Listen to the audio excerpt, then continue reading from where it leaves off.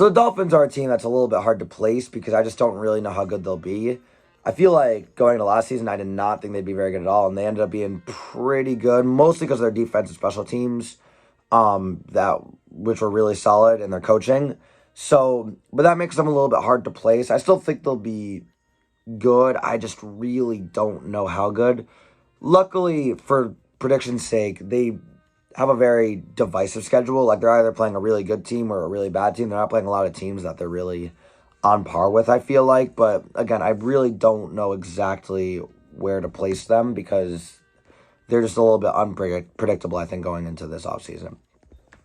But I figured that for some of their tougher opponents, I don't think they can beat the Bills, the Colts, the Buccaneers, the Ravens, and the Titans. I think those will all be games for them that are just, for the most part, unwinnable, except for a fluke. Maybe I'll give them one of those wins, probably against like the Colts, who I think will be on the lower end of that tier.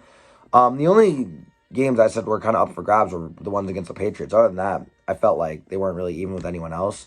And so I'd say that they probably split with the Patriots. And then they got pretty lucky with their schedule because I think that they're playing a lot of bad teams. They're playing the Jets twice, the Raiders, the Jaguars, the Falcons, the Texans, the Panthers, the Giants, and the Saints, who I think they're very capable of beating all of them. I think that obviously things happen, so I think that they'll win like 7 out of 9 of those games.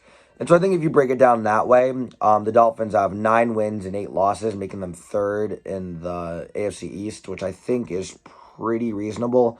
But again, this is a very unpredictable team who maybe they'll be good, maybe they'll be great, or maybe they'll be garbage. I just really don't know. So I think that 9-8 is a pretty safe bet to predict for them for this next season.